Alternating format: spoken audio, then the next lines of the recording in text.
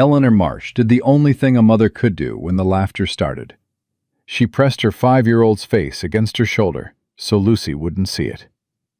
The whole town of Millerton was standing there watching. 9 women had already stepped off that platform into waiting lives. Eleanor was still standing, carpetbag at her feet, 3 daughters beside her. The auctioneer wouldn't meet her eyes. A woman in a yellow bonnet said it loud enough for God to hear. "Nobody's taken 4 of them. Not today. Not ever." Lucy stirred against Eleanor's neck and whispered, "Mama, why is everyone laughing?" Eleanor didn't answer. There was no answer that wouldn't break something. If this story already has your hands going cold, please hit subscribe right now and drop a comment telling me what city you're watching from. I want to see how far Eleanor's story travels. Now let's go back to that platform, because what happened next, nobody in Millerton saw coming. The September sun over Millerton, Texas had no mercy in it. Eleanor Marsh had been standing on that depot platform for 2 hours and 17 minutes. She knew the exact time because she'd watched the depot clock through the window behind Dunmore's head, counting each minute the way a person counts breaths when breathing is the only thing left they can control. Around her, the platform had emptied itself, one woman at a time. Miss Abigail from Ohio, gone in 15 minutes, laughing as she took a banker's hand. Mrs. Henderson, widow from Illinois, solid references, letter from her pastor. Gone to a cattle rancher before Dunmore finished his pitch. Miss Cecilia, 22, pretty as a catalog illustration. Gone so fast, Eleanor barely saw it happen. One by one, they stepped down and disappeared into lives that would feed them, shelter them, give them a name in this county that meant something. Eleanor watched every single one of them go. She stood with Clara on her left, Rose pressed against her right hip, and Lucy in her arms. Lucy had fallen asleep, her head heavy on Eleanor's shoulder. Her small fist curled into the collar of Eleanor's best dress, the brown wool one that was too hot for September but was the least mended thing she owned. Rose stood with her chin up and her little fists clenched at her sides, and Clara stood like a soldier who had decided the battle was already lost but would not be the first to run. Silas Dunmore, the marriage broker, was mopping his forehead with a yellow handkerchief for the 4th time in an hour. He was a small man who'd been very proud of himself this morning. 10 women, good domestic stock, all of suitable age and health. He had not genuinely believed anyone would take the widow with 3 daughters. He had included her because 10 looked better than 9. He was, so far, correct. "And finally," Dunmore said, his voice going apologetic in the way Eleanor found more insulting than cruelty. "We have Mrs. Eleanor Marsh, widow, 38 years of age, experienced homemaker, basic medicine, reading, and arithmetic." He paused, dabbing. "She comes as a family unit, 3 daughters." The crowd's response was not silence. It was worse than silence. It was the murmur, that low collective sound like dry grass moving before fire. The sound of ordinary people making ordinary judgments in ordinary voices, as if they were discussing whether to expect rain. 4 mouths to feed. Man'd have to be desperate. Then the woman in the yellow bonnet, standing front row, arms crossed, mouth running like she'd been paid for it, turned to her companion and said at full volume, "She brought her children to a bride auction. What kind of mother does that?" The words hit Eleanor in the sternum like a fist. Rose grabbed her skirt. Clara went completely, dangerously still. Lucy stirred against Eleanor's neck. "Mama?" The little voice was confused, just waking. "Why is everyone looking at us?" "They're curious, baby." "They don't look curious." Rose's voice was tight as a new boot. "They look like Mrs. Whitmore looked at us when we had to leave the house." 9-year-olds cannot be lied to. Eleanor had learned that the hard way. "Clara, She kept her voice steady. Shoulders back. Both of you. We stand up. You hear me? We stand up straight. Clara straightened so fast it would have made a soldier proud. Rose let go of Eleanor's skirt and stood, chin lifted, with the particular fury of a girl who understood more than she should.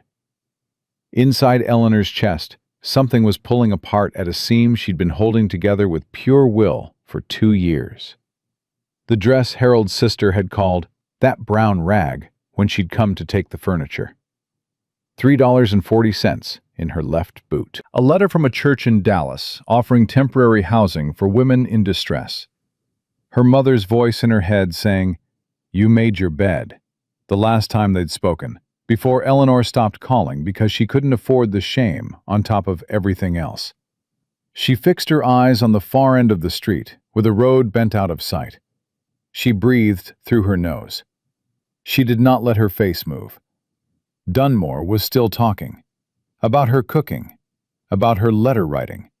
About what value she represented. Eleanor had stopped listening. She'd heard auctions before.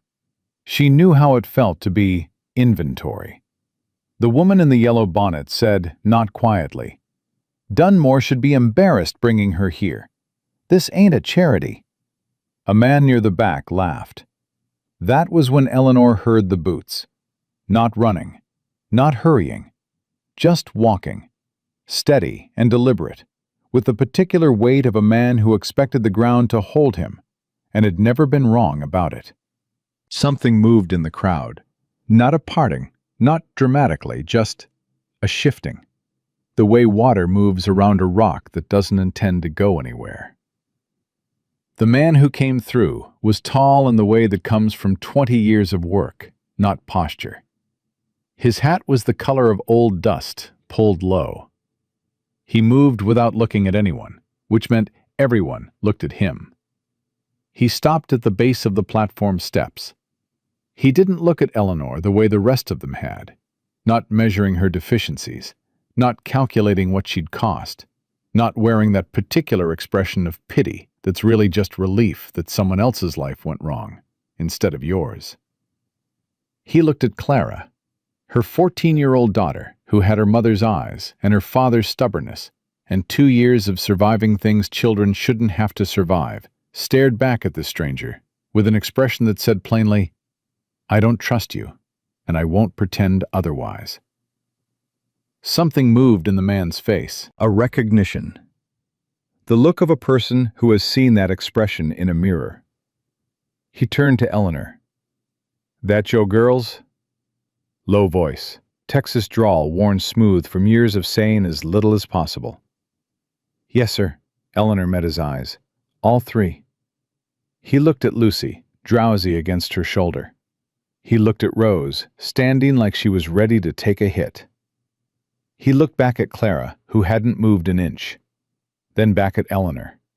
Steady. Not searching her for what was wrong with her, just looking. "You cook?" "Yes." "You afraid of hard work?" "No." The woman in the yellow bonnet said audibly, "Will Calloway, you cannot be serious." He didn't look at her, didn't acknowledge she'd spoken at all. Kept his eyes on Eleanor like the crowd around them was nothing more than weather. "You expect a man to be something he's not?" Eleanor looked at him straight. "I learned not to expect much from anyone." Something settled in his jaw. He turned to Dunmore, who had gone the color of boiled beets. "What's the fee?" "Mr. Calloway," Dunmore's handkerchief appeared. "I feel obligated to inform you that this particular situation is somewhat irregular, given the 3 additional, the children. Yes, 3 of them, which represents a significant, what's the fee?" The number Dunmore named was higher than it should have been. Eleanor saw that clearly. Punishment for the inconvenience of her existence. Will Calloway reached into his jacket, counted out bills without looking down, and set them in Dunmore's palm. The crowd went so quiet, Eleanor could hear the depot clock ticking through the window. "Ma'am," he looked back at her, "you want to come down, or you need a minute?" Eleanor did not need a minute. Clara? She passed Lucy to her oldest daughter, who took her sister without being asked. Automatically, the way children learn when their mother's hands are always full. Eleanor picked up the carpet bag, walked to the steps. Third step down, her boot caught a loose board. She pitched forward, and his hand was there, catching her elbow. Not grabbing, just present. Steady. "Thank you," she said. "Careful on those steps." He let go the moment she had her balance. "Wagons down the street. When you're ready." He turned and walked back through the crowd. She heard what followed. It was meant to be heard. "Fool's errand. Them girls will run him into the ground." "What's he thinking?" The woman in the yellow bonnet. "That man has lost his mind. Will Calloway taken on a widow and 3 children. Sarah Patterson must be spinning in her grave." Eleanor walked. She did not look back. She did not let her face move. "Mama," Clara was beside her, Lucy on her hip, voice low. "Who is he?" "Mr. Calloway." "I know his name. Dunmore said it. I mean, who is he?" "I don't know yet. Are we safe?" Eleanor looked at the wagon at the end of the street. Practical, unadorned, built for work, not show. 2 mules standing patient in the heat, the kind of animals that have been working a long time and are still working. "I think so," she said. "But we watch. We pay attention, same as always." Clara nodded. That was enough. At the wagon, Calloway was checking the mule's traces, not performing the waiting. He didn't look up immediately. "Room in the back for the bag," he said. "Girls can ride back there. More comfortable on the long stretch." "How long?" Eleanor asked. 8 miles. Roads are rough." Eleanor helped Lucy up into the wagon bed, then rose. Clara climbed up before anyone could offer a hand. Eleanor took the front bench, and Calloway climbed up beside her, picked up the reins, and they rolled out of Millerton without ceremony. For half a mile, nobody spoke. The town fell behind them. The land opened up, flat and gold and enormous. The kind of country that made a person feel either free or swallowed. And Eleanor hadn't decided which yet. "Mr. Calloway?" "You should know our situation before we go further." "You can tell me what you want." "My husband died 2 years ago. Left debts I didn't know about. His family took everything." She kept her voice even. "I have $3 in my boot, and the clothes on our backs, and that bag. That's what there is." He nodded once, filed it away somewhere. "The girls work," Eleanor said. "Clara is capable of more than most grown women. Rose is thorough and careful. Lucy is 5, so she mostly means well." From the wagon bed, a deliberate silence from Clara that communicated absolute awareness of being discussed. "Ranch is 240 acres, Calloway said. Broken Spur, south of the Cimarron Fork. 4 rooms. Been just me and my hired hand Sam for 3 years. He shifted the reins to one hand, wiped dust from his face. "I cleared a room off the kitchen for the girls. Put in a proper bed last month. Second bedroom has a bolt lock on the inside. I installed it myself." Eleanor turned to look at his profile. "You built a bolt lock before you knew who was coming?" Figured whoever answered that advertisement would want a door between them and the rest of the world. At least till they found their feet. His jaw worked. Women traveling alone got enough to deal with. Rose's voice floated up from the wagon bed, earnest and unfiltered. "Mama, he actually thought about it." "Rose," Clara said, sharp. "Well, he did." Calloway's shoulders moved, not quite a laugh, something quieter. "That's Rose," Eleanor said. "She says exactly what she's thinking." "Better than the opposite." A beat. Then Clara's voice, stripped deliberately of any expression. "Your mules are badly matched." Calloway tilted his head slightly. "That right?" Left one's pulling harder than the right. Right one's favoring his back left leg. Been compensating maybe a week. Give it another week and he'll be lame. Silence.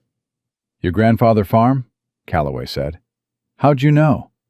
Town girls don't look at mules. Clara didn't answer. But she didn't go back to staring at the horizon either. Calloway half turned, looked at her sitting in the wagon bed with Lucy's head on her knee and Rose pressed against her side. And something changed in his face. Quieter than approval. Something that came before approval. Recognition, maybe. The look of a man who understood what it cost a person to keep other people standing. I'll have Sam look at him tonight, he said. Appreciate it. He faced forward again. Lucy had been watching this exchange with the focused attention of a child who understands she is witnessing something important, even if she can't name it. She leaned forward over the back of the bench. Mister, do you have a horse? Several. Do you have a dog? One. What's his name? A pause. Duke.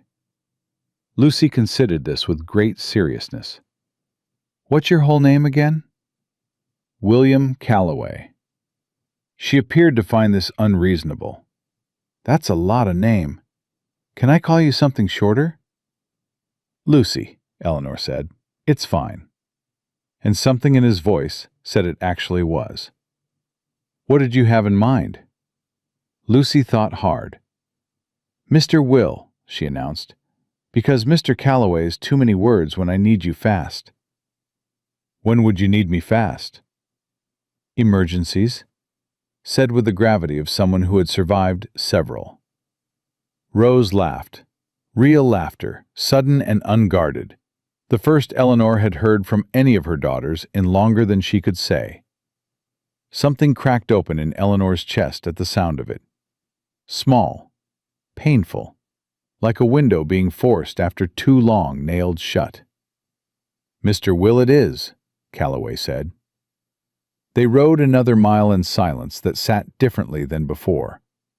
Easier. Like furniture rearranged in a room. Same pieces, more space to breathe. Eleanor watched the land and let herself, just for a moment, stop calculating. Stop tallying what she had against what she owed. The sun was going down behind them, pushing their shadows long ahead on the road. And she thought about how shadows always fall away from the light, always pointing toward wherever you were going. She caught herself thinking it and shut it down. Too soon. You don't know this man. You don't know this place. You don't know anything yet, except that you're alive, and your girls are alive, and the ground under those wheels is solid. That had to be enough. That was enough.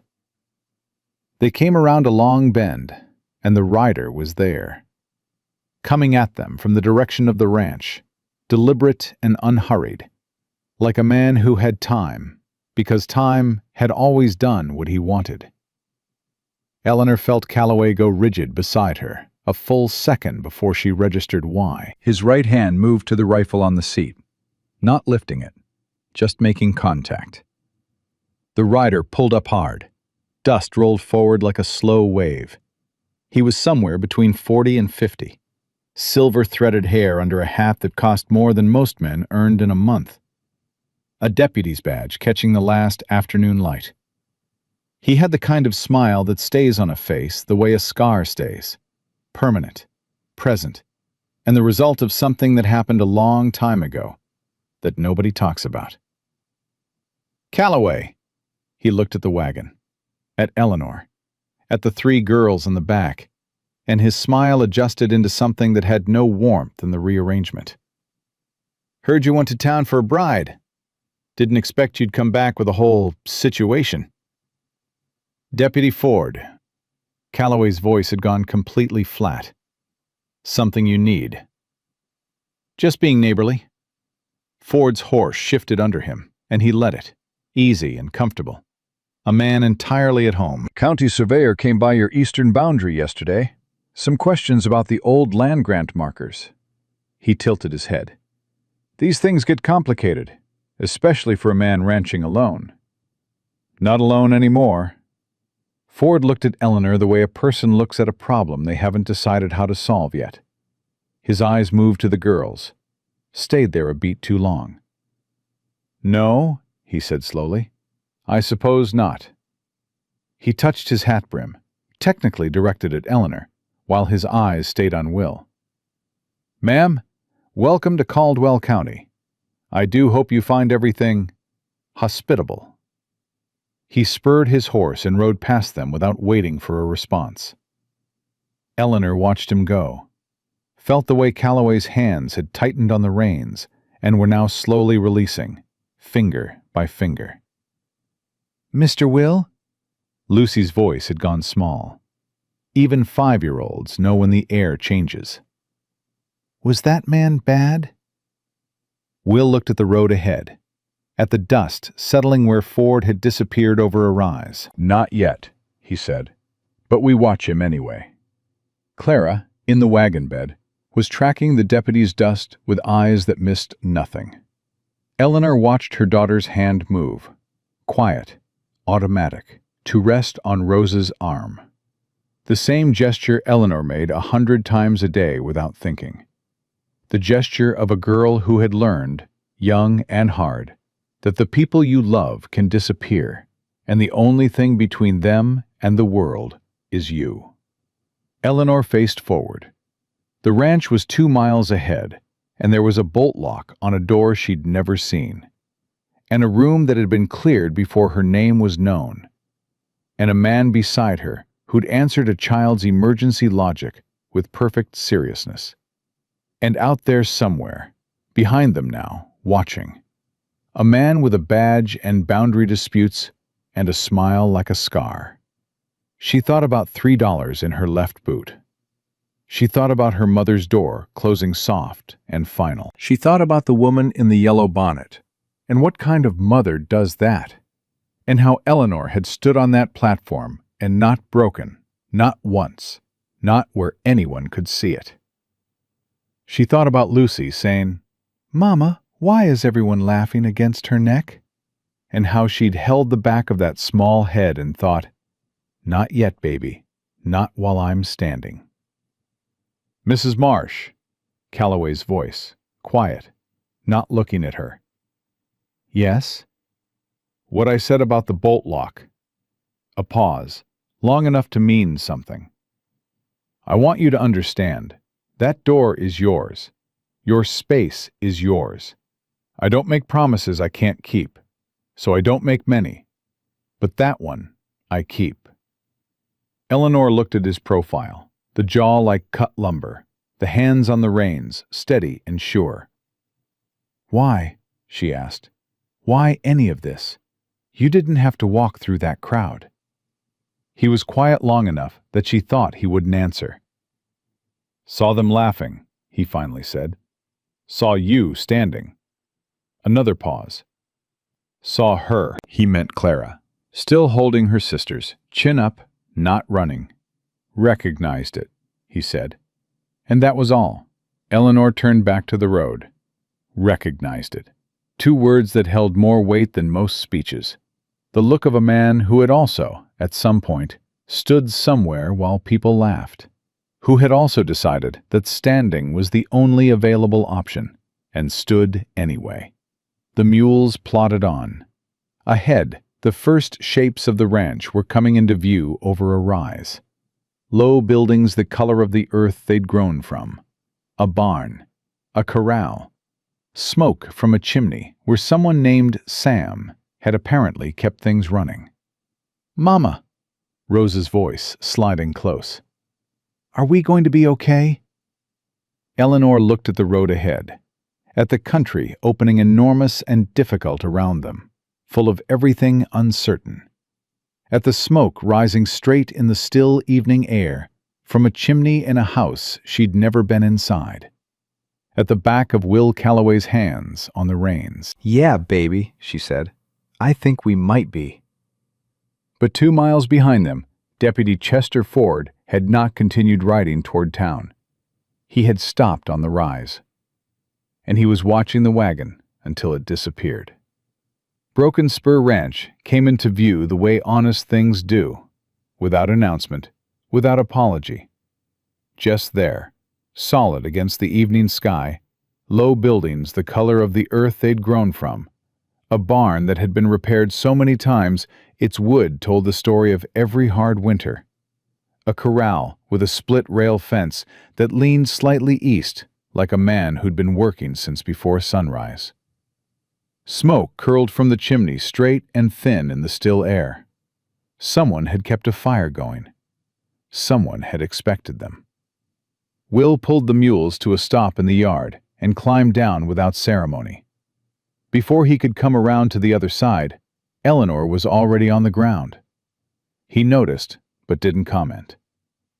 Just moved to the mules and started unhitching with the efficiency of a man who'd done it 10,000 times. A door opened. The boy who came out of the barn was 17, maybe 18, with a face that hadn't finished deciding what it was going to look like, and dark eyes that took in the wagon, the women, the 3 girls climbing down from the back, all in one quick sweep that missed nothing. He stopped about 10 feet from the wagon and looked at Will. "Sam," Will said, not looking up from the traces, "this is Mrs. Marsh and her daughters, Clara, Rose, and Lucy." Sam pulled his hat off. "Ma'am?" "Mr. Two Rivers," Eleanor said. Something shifted in the boy's face at the formal address, like a door opening a crack that hadn't been opened in a while. "Just Sam, ma'am." Lucy had landed in the dirt and was already looking at the barn with the focused intensity of a child who has identified her primary interest. "Is that where Duke lives?" Sam glanced at Will. "The dog," Will said. "He's in the barn," Sam said to Lucy. "He don't bite." Lucy was already moving. Rose followed without being asked, and Eleanor let them go. Watching Sam watch them go. That quick assessment again, filing things away. She recognized it. The same thing Clara did. The same thing, she realized, that Will did. People who had learned to read a situation fast, because being slow had cost them something. Clara had not moved from the wagon. She stood with the carpet bag at her feet, and her eyes on the barn, and her jaw set in that particular way that meant she was deciding something, and nobody would rush her. "I'll show you the house," Will said. He led them inside. The kitchen hit Eleanor first. Not badly, just fully. The smell of wood smoke and coffee and something underneath that was just bachelor. The particular mustiness of a space that had been functional for years without anyone caring whether it was anything more. 2 chairs at the table, one worn more than the other. Shelves with mismatched dishes. A cast-iron stove that had clearly been worked hard and worked well. A window that needed washing. On the sill, a coffee cup someone had left and forgotten. 2 chairs. She absorbed that. He had set this house up for one person so long ago. The 2 chairs was as much as his imagination had stretched to. "Room for the girls is through here." He opened a door off the kitchen. Eleanor looked in. It was larger than she'd expected. He'd said storeroom. She'd pictured a closet. This was a real room, with a bed that had clearly been moved in recently, the floor still showing drag marks, and 2 additional pallets on the floor with folded blankets. A window with feed sack curtains that someone had hemmed straight and even. 3 hooks on the wall. A small table with a candle. "You made 3 pallets," Eleanor said. "Figured 3 girls needed 3 places to sleep." She stood in the doorway of that room and looked at the 3 pallets and felt something move through her that she immediately pressed back down into whatever place she'd been storing things for 2 years. This was not the time. This was not the place. She was not going to stand in a strange man's house and come apart because he'd made 3 pallets. "Thank you," she said. Steady. He showed her the second bedroom. Larger, with a real bed frame and a mattress that had seen better decades but was sound. A window. a washstand, and on the inside of the door, exactly as he'd said, a bolt lock. Iron, newly installed, the wood around the screws still pale where it hadn't weathered yet. He'd put it in recently, specifically for this. Eleanor put her hand on it, slid it into the catch, felt it hold. "Works smooth," he said from the doorway. "I filed it down." She slid it back. "You filed it down?" "Didn't want it to stick. Woman shouldn't have to fight with her own lock." Eleanor turned around. He was standing in the doorway with his hat in his hand, and he was looking at the window, not at her, giving her the room the way he'd given Clara space on the wagon. Not pressing, just present. "Mr. Calloway." "I need to ask you something directly." "Go ahead." "Deputy Ford, the land dispute. I want to know what we've walked into." He looked at her then. Something in his face considered her. Not whether to lie. She didn't think he was a man who used lies the way some men did, like tools. But whether the whole truth was something she could carry right now, on top of everything else. She held his gaze and let him see that she could carry it. "Ford wants the East 40, he said. "Claims his family had a prior agreement with the original land grant holder. No paperwork, just his word against a dead man's." He put his hat back on. "Been working on it for a year. County surveyor's in his pocket. Judge in Millerton rides fence on it." A pause. "A single man, ranching alone, has less standing in a land dispute than a man with a household. It's not right, but it's how it works out here." Eleanor was quiet for a moment. "So my being here helps your case?" "Yes." She appreciated that he didn't dress it up. "And if Ford wins the dispute anyway?" "Then I lose the East 40, and he gets access to the creek that runs through it. And eventually, he's got enough water rights to make the rest of the ranch unworkable." His voice was even, the voice of a man who had looked at the worst possibility and decided looking at it directly was better than flinching. "That's the play." "How long do we have?" "County court reconvenes in 8 weeks." Eleanor nodded slowly. 8 weeks. She calculated the way she'd been calculating for 2 years. Not hope, just math. What was needed against what was available. "All right," she said. He looked at her. "All right?" "I understand the situation. I'm not going to pretend I don't." She met his eyes. "I also need you to understand something. I'm not a woman who does well with being managed, with being told things on a need-to-know basis because someone's decided I can't handle the rest. Harold did that, and it cost us everything." She kept her voice level. "I need to know what's happening on this ranch. All of it. Bad news included." Something changed in his expression. Not surprise exactly, more like a recalibration. A man adjusting his understanding of what he was dealing with. "Fair enough," he said. And then, after a beat, "There's one more thing." "Tell me." "Sarah Patterson, the woman in the yellow bonnet at the depot." He looked at the floor for a moment. "Her husband, Robert Patterson, runs the grain mill. Most of the county relies on him for supplies, credit between harvests. She's got influence here the way water's got influence on stone, slow and permanent." He looked up. "She wasn't happy today." "I noticed." "She'll come calling, probably within the week. Whatever she says, however she says it." He stopped himself. Started again differently. "I'm not telling you how to handle it. You'll handle it how you handle it. I just want you to know she's not just a rude woman at a depot. She's a rude woman who can make things harder." Eleanor almost smiled. Not quite, but the muscles at the corners of her mouth moved of their own accord. "I've dealt with rude women with influence before, Mr. Calloway. I grew up in St. Louis." That got him. Not a full smile, but something real. A shift in the set of his face that made him look, briefly, like a man who remembered how to be less than completely exhausted. "I'll get the mules settled," he said, and left her to the room. She stood alone in it for exactly 30 seconds, long enough to slide the bolt closed and feel it hold and breathe out everything she'd been holding since she woke up that morning in the boarding house in Millerton at 5 a.m. and dressed her daughters in the dark and told them today was going to be fine, just fine, in a voice she'd made herself believe.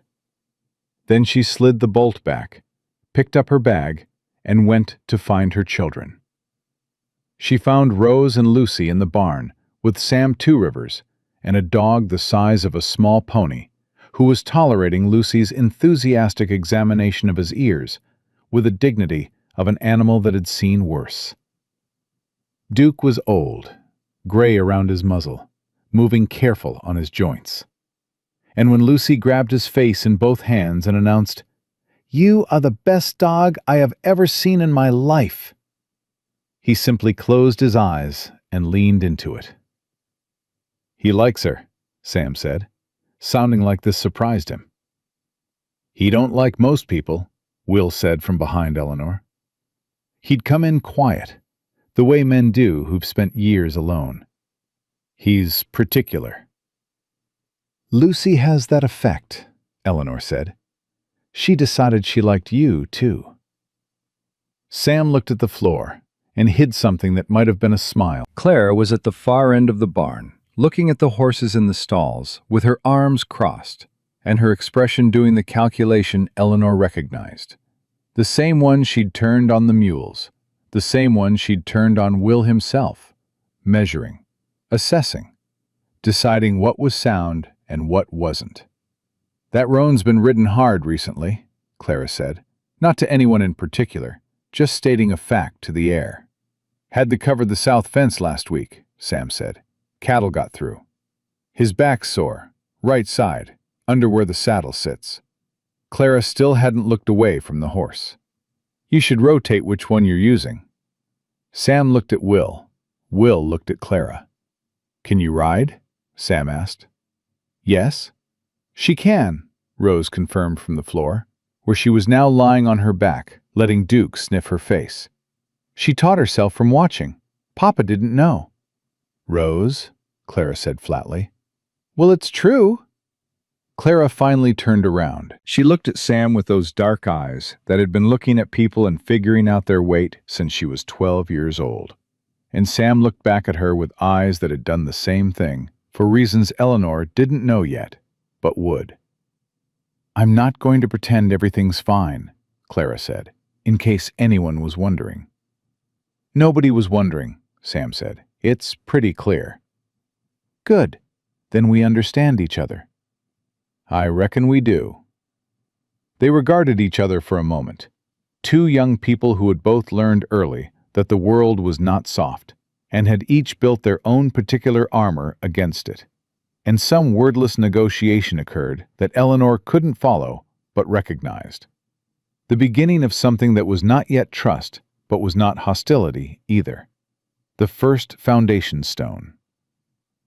Will left to finish with the mules. Sam showed Rose where the grain was kept, and Rose asked 17 questions about each animal in careful succession, and Sam answered every single one of them without impatience, which Eleanor filed away.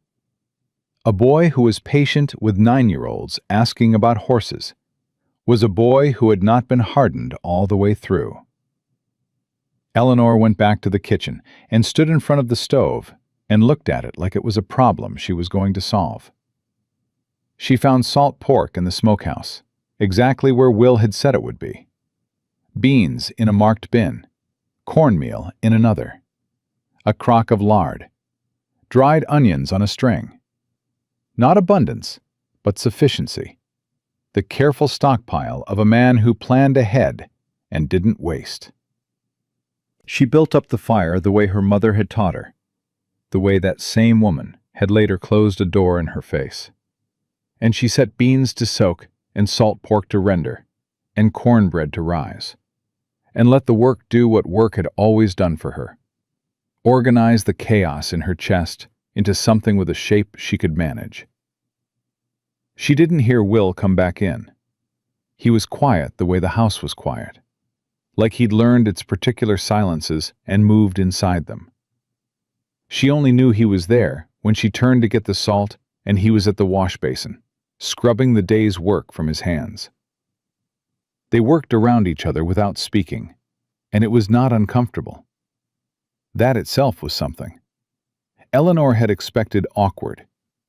She'd prepared for stilted and formal, and the particular excruciating quality of two strangers performing domesticity at each other. Instead, it was just functional. He knew where things were. She figured out where things weren't. He moved left, she moved right. The stove was between them, and the work was between them, and it was enough. "Sam eat with us?" she asked. "Usually eats in the barn." "Why?" A pause. "Habit." Eleanor put a fourth bowl on the table. "Not anymore." Will looked at the fourth bowl, looked at her, said nothing. But when she called everyone in from the barn, and Sam came through the door behind the girls and stopped at the sight of the table, Will just pulled out the chair nearest the wall and sat down, and picked up his fork. Sam sat. He held himself careful, like a guest who knew the rules could change, but he sat. Lucy immediately tried to feed Duke a piece of cornbread under the table. Duke took it with extreme dignity. Rose explained to Sam the proper nutritional requirements of working dogs, information she had obtained from a book she'd read 3 years ago, and retained with the completeness of a mind that never let anything go. Clara ate without talking, and watched Will the way she'd been watching him all day. Patient, thorough, waiting for the thing that would reveal whether the surface and the interior matched. Will ate without talking, and didn't seem to notice or mind being watched. Eleanor sat at the end of the table she'd never sat at before, in a house she'd never been in before, and listened to her daughters' voices filling the kitchen. And she thought about 2 chairs, and how there were now 5 people around a table built for 2. And she thought about a bolt lock filed smooth so it wouldn't stick. And she thought about a man who had walked through a crowd of laughing people and looked at her oldest daughter and recognized something. After supper, Sam helped Rose carry water for the dishes without being asked, and then disappeared back to the barn. Clara washed and Eleanor dried, and Lucy fell asleep sitting up in her chair, listing slowly sideways until her head reached the table with a small thump that didn't wake her. "She does that," Rose said. Will looked at Lucy sleeping on the table. "Every night?" "When she's tired enough." Rose stacked dishes with the careful precision of someone who knew what it cost to replace them. "She used to do it at home, at our real—" She stopped, corrected herself quickly, the correction itself painful to watch. "At our old house." Nobody filled the silence. It sat there, honest and necessary. Will pushed back his chair and stood, and with a matter-of-factness that was somehow kinder than tenderness would have been, he picked Lucy up from the table. The little girl didn't wake, just turned her face into his shoulder with the absolute animal trust of a sleeping child, and something moved across Will Calloway's face that he couldn't stop in time. A thing with edges, there and gone in half a second before he controlled it. He carried her to the girl's room and set her on the bed and came back out, and the door was closed, and his face was its regular, careful nothing. "Good night, Mrs. Marsh," he said, and went to his room, and his door closed, and the house settled into its nighttime sounds. Eleanor stood in the kitchen, alone. The fire was banked, the dishes were done. Through the window, the Texas dark was absolute, stars thrown across it in the careless abundance of a sky that had never needed to conserve anything. She thought about the look on his face when he'd held Lucy, that thing with edges, gone before it could be named. She thought about, recognized it. She picked up the candle and went to her room and slid the bolt home, and it moved smooth and quiet. No resistance, Just the soft, solid click of something made to work and working. She sat on the edge of the bed in the dark and let herself, finally, feel how tired she was. 3 daughters asleep in the next room. A bolt on her door. 8 weeks until a county court would decide whether the ground under this house belonged to the man who'd worked it for years or the man who'd ridden past them at dusk with a smile like a scar and eyes that measured things. Tomorrow she would learn the kitchen properly. Tomorrow she would find the garden and assess what was possible before the first frost. Tomorrow Clara would go on being wary, and Rose would go on asking questions, and Lucy would wake up not knowing where she was, and cry for exactly 45 seconds before deciding she was fine. Tomorrow was a long way away. Eleanor Marsh lay back on the mattress in William Calloway's second bedroom, in a house she hadn't seen yesterday, on a ranch she couldn't picture a month ago. And she closed her eyes, and for the first time in 2 years, she did not spend the last hour of the night calculating how close they were to the edge. She just slept. What she didn't know, what she couldn't have seen from behind her bolted door, was that Will Calloway sat at the kitchen table in the dark, for a long time after everyone was in bed, turning his coffee cup in his hands without drinking from it, looking at the 4th bowl still drying on the shelf. And outside, on the rise where the road bent south, a single lantern moved slow through the dark toward Millerton. Chester Ford, taking his time. 3 days passed before Eleanor let herself believe the stove was actually hers to use. Not because Will had given her any reason to doubt it. He hadn't. He rose before dawn without being asked, drank his coffee standing at the kitchen window, the way a man does when he's been alone long enough that sitting feels like a luxury he hasn't earned yet, and was in the barn before the sky had finished deciding what color it was going to be. He left room. He left space. He left, every morning, a fresh bucket of water by the pump that Eleanor hadn't asked for and he never mentioned. It was Clara who said it first, on the 4th morning, watching Will cross the yard toward the south fence with Sam beside him. "He doesn't make noise about things." Eleanor was rolling biscuit dough. "No. Papa made noise about everything he did for us." Clara poured herself coffee with the authority of a girl who had decided at 12 that coffee was a reasonable thing to drink and had never revisited the question.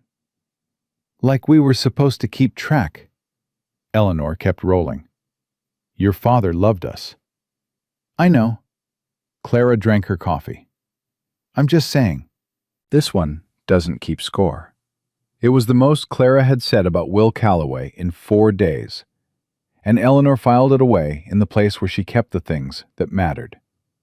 Rose had adapted with the completeness of a 9-year-old who approaches new situations the way she approached books. Systematically, from the beginning, missing nothing. By the second day, she knew the name of every animal on the ranch, their ages where Sam knew them, their temperaments, their particular habits and preferences. She reported this information to whoever was nearby, whether they'd asked or not. And Sam, Eleanor had noticed, had stopped looking like he was tolerating it and started looking like he was listening. Lucy had decided on the first morning that Duke slept in the girls' room now. Duke, who Sam said had never willingly entered the house in 3 years, apparently had no objection to this arrangement, and was found each morning curled at the foot of the bed like he'd been doing it for years. Will looked at this the first time and said nothing. Sam looked at it and said quietly to Eleanor, "That dog don't do that for anybody." Eleanor said, "Lucy has a way." And Sam nodded like that explained everything, which, she supposed, it did. The kitchen became hers by accumulation. She learned the stove's temperament. It ran hot on the left side, needed a damper adjustment around midday when the wind came from the south. She found where things were and organized what wasn't, quietly, without rearranging so thoroughly that it felt like occupation. She left his coffee cup on the same shelf where it had always been. She moved the salt and the pepper to where her hands naturally reached, and said nothing about it. And Will reached for them in their new place on the third morning without comment, which meant he'd noticed and decided it was fine. Small negotiations, small acceptances, the slow grammar of two people learning to share space without erasing each other. She was hanging wash on the line 5 days in when she heard the horse. She heard it before she saw it because she'd been listening, in the back of her mind, since Will had warned her. The particular sound of a horse that was being ridden at the pace of someone who expected to be waited for. Eleanor finished pinning the shirt she was holding, smoothed her apron, and turned around. Sarah Patterson rode like a woman who had decided somewhere around age 30 that the world owed her a certain reception and had been collecting on the debt ever since. She was dressed for a visit the way some women dress for battle, everything pressed and considered. Behind her, on a smaller horse, rode the girl from the depot, Margaret, Eleanor remembered, softer eyes than her mother, the daughter who'd looked like she wanted to bolt. Eleanor did not move from the wash line. She waited until they'd crossed the yard and pulled up, and she looked up at Sarah Patterson the way she'd looked up at the clock in the Millerton depot, steady, patient, not giving anything away. "Mrs. Calloway." Sarah's voice had the texture of something that had been refined over years until all the rough edges were gone and what was left was smooth enough to cut with. "I do hope we're not interrupting." "Mrs. Patterson." Eleanor kept her hands loose at her sides. "Miss Patterson, I'll put coffee on." She led them to the kitchen without rushing. She heard Sarah's eyes moving over the house the way she'd heard the crowd at the depot. That same quality of attention, looking for the thing that confirmed what was already decided. Eleanor put the coffee on and set out cups, the good ones she'd found wrapped in newspaper in the back of the shelf. Plain white, no roses, not the previous Mrs. Calloway's, just cups. And she sat down across from Sarah Patterson and waited. "You've certainly made yourself at home quickly," Sarah said, looking at the organized shelves. "A house works better when it's organized." "Of course." Sarah accepted her coffee with both hands and looked around the kitchen with the particular expression of a woman taking inventory. "I wanted to come welcome you properly. We didn't have the opportunity to speak at the depot." "No," Eleanor agreed. "We didn't." Something moved in Sarah's face at the directness. A small recalculation. "Well, you're here now, and that's what matters. How are you finding Caldwell County?" "Quiet." "It can be, until it isn't." Sarah smiled. "You've met Chester Ford, I understand." "Briefly." "He mentioned it." Sarah turned her cup in her hands. "Chester is, well, he's a complicated man. Ambitious. He and Will have had their difficulties, as I imagine Will told you. Land out here means everything. Men get particular about it." "I understand that." "Do you?" Not a question, an assessment. Sarah looked at her over the rim of her cup with eyes that were considerably sharper than her social manner suggested. "You've come from St. Louis," Dunmore said. "City woman. This is different country." "I grew up on a farm in Missouri before St. Louis," Eleanor said. "My grandfather raised mules. I know what land means to people who work it." A brief pause. Margaret, sitting beside her mother, was looking at Eleanor with those softer eyes, and Eleanor caught something in them, something that might have been rooting for her, quietly, in the way that younger people root for the person their parent is trying to defeat. "Will needs to be careful with Ford," Sarah said, dropping the conversational tone like a coat she no longer needed. "I'm telling you this as a neighbor, not as whatever you may think I am. Ford has Judge Haskell. He has the county surveyor.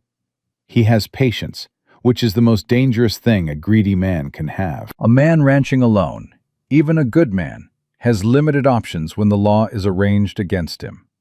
But a man with a household has more standing, Eleanor said. Sarah looked at her steadily. Will told you. Will is honest with me. Yes. Something shifted in Sarah's expression then. Something genuine breaking through the lacquered surface, just for a moment. He would be. That's always been his particular quality. Honest to the point of pain sometimes. She set her cup down. He was a good neighbor to Robert and me when we first came to this county. Whatever you may have heard about me at that depot, I make my own assessments, Mrs. Patterson. Sarah stopped, looked at her. The something genuine was still there, moving behind her eyes, and Eleanor held her gaze and let it be seen that she meant exactly what she'd said. Not rudely, not as a challenge, just as a fact about herself. Margaret made a small sound that was absolutely a suppressed laugh, immediately converted into a cough. Margaret, Sarah said. Sorry, Mama. Sarah looked at Eleanor for a long moment. Then, slowly, she picked her cup back up.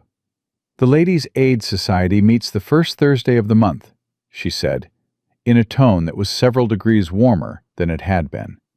We do practical work, organizing supplies, coordinating medical care when the doctor can't get out, that sort of thing. Nothing frivolous. I'll consider it, Eleanor said, which was not yes, but was not no, and Sarah Patterson, who was a woman who understood the space between those two things, accepted it with a small nod. They were standing to leave when the yard outside went loud. Not the sound of arrival, the sound of confrontation. Raised voices. One of them, Sam's, pitched high with something that wasn't quite anger and wasn't quite fear, but was the sound of a young man trying to hold ground he wasn't sure he had the right to. Eleanor was out the door before Sarah had her gloves on. 3 men on horseback. She didn't know 2 of them. She knew the third. Chester Ford, not in his deputy's clothes today. Just a man on a horse with 2 other men beside him, which somehow felt worse than the badge had. Sam was standing between the men and the barn, with his arms at his sides and his jaw locked. Behind him, barely visible in the barn doorway, Rose had gone completely still, with a bucket in her hands, and her face the particular white of a child who is frightened and is trying very hard not to show it. Just need to walk the eastern line, Ford was saying, in the pleasant tone he'd used on the road. Surveyor's work. Routine. Mr. Calloway's not here, Sam said. You come back when he is. Boy, I don't need Calloway's permission to do county survey work on county disputed land. It ain't disputed land, it's... Sam. Eleanor's voice came out even.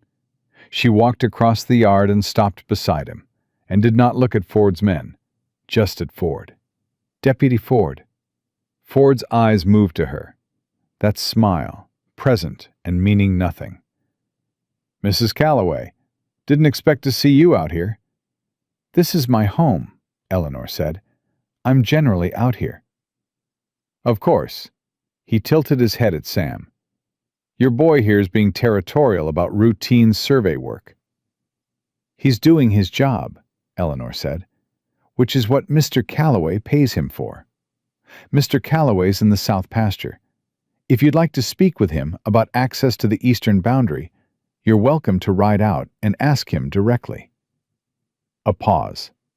Ford looked at her the way he'd looked at the 4th bowl at supper, like something that had appeared where he hadn't expected it, and he was deciding what to do about it. I have legal authority. You have a dispute that hasn't been settled by a court yet, Eleanor said. Until it is, this is Will Calloway's land, and you need his permission to walk it. That's how property works, Deputy.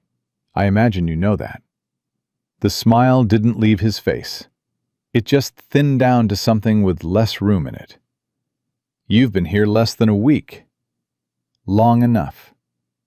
Behind her, She heard Sarah Patterson's footstep on the porch. Ford's eyes moved to Sarah, and something passed between them. A calculation, a weighing of what a scene would cost in front of a witness like Sarah Patterson, whose husband ran the grain mill, and whose opinions circulated through the county like water through dry ground. "Another day, then," Ford said pleasantly. "Give Will my regards." He touched his hat at Eleanor, at Sarah, and turned his horse and rode out with his 2 men behind him. Unhurried. A man who had decided to wait, because waiting was one of his particular skills. Eleanor stood in the yard and watched them go, and kept her hands steady at her sides until they were over the rise and gone. Then she turned to Sam. He was looking at her with an expression she couldn't quite name. Not surprise exactly. More like a door opening in a wall he'd thought was solid. "You didn't have to do that," he said. "Yes, I did." She looked at Rose, still standing in the barn doorway. "You all right, sweetheart?" Rose unclenched the bucket handle.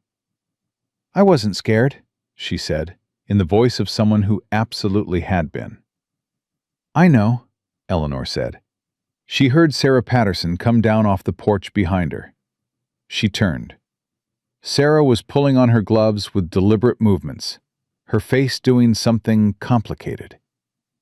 "Well," Sarah said finally, "you'll do." She said it the way a woman says something she didn't intend to say out loud, surprised into honesty by circumstances. She looked at Eleanor, and the honesty stayed there, on the surface, for 1 moment more. "Chester Ford is not a man who forgets a setback. You understand that?" "I understand it." "Good." Sarah gathered her reins and looked at Margaret, who was looking at Eleanor with open admiration, now that there was no point in hiding it. "Margaret, we're going." Margaret pulled her gaze away. "Yes, Mama." She looked at Eleanor once more, quick. "Mrs. Calloway, it was real good to meet you." "You too, Miss Patterson." They rode out the same way Ford had gone, though Sarah's back was considerably straighter than it had been when she'd arrived, which Eleanor thought might mean something, though she wasn't sure what yet. Sam was still standing beside her. Duke had materialized from somewhere and was pressing his graying muzzle against Sam's hand, in the way old dogs do when they know something happened, and they want the person to know they were paying attention. "Where's Clara?" Eleanor asked. "North side of the corral," Sam said. "Been working with the roan since after breakfast." Eleanor looked toward the corral. She could see her daughter, or the shape of her, up on the roan now, actually on his back, moving him in slow circles with a patience that Eleanor recognized as belonging entirely to Clara and to no one else in the family. "You let her up on him," Eleanor said. "She asked," Sam said. "She knows what she's doing." "I know she does." Eleanor watched her daughter and the horse moving together in that slow circle, Clara's back straight and easy, her hands quiet on the reins. "How long?" "Hour, maybe. Horse is better already. Back's loosening up." Eleanor watched Clara bring the roan to a stop, lean forward and say something to his ear, and the horse dropped his head in a long, slow exhale, like a man setting down something heavy. "Sam," Eleanor said. "Ma'am?" "Thank you for standing your ground before I got out here." Sam looked at the ground. "Didn't do much." "You did enough." She turned toward the house. "Supper's at 6. Don't eat in the barn tonight." She didn't look back to see if he nodded. She knew he would. She was halfway through dinner when Will came in. She heard him and Sam in the yard before she heard the door, the low exchange of voices, Sam telling him what had happened in the flat. Careful tone of someone relaying information without editorializing. She listened to the quality of the silence that followed. Then boots on the porch. Will came through the door and stopped just inside it. He looked at Eleanor at the stove, and something moved behind his eyes. That same thing that had moved when he'd carried Lucy to bed, there and gone, before she could name it. "Ford came," he said. "He did." "Sam says you handled it." "It needed handling." He stood in the doorway for a moment, his hat in his hands, looking at her the way he sometimes looked at the land, not taking it for granted, understanding what it cost to keep something. Then he hung his hat on the hook by the door and went to the wash basin. "I'm sorry I wasn't here," he said. "You can't be everywhere." "No." Water splashed. "But I should have been." Eleanor set the pan on the table. "Will?" He looked up, water still dripping from his hands. "I'm not a woman who needs to be shielded from difficulty," she said. "We established that.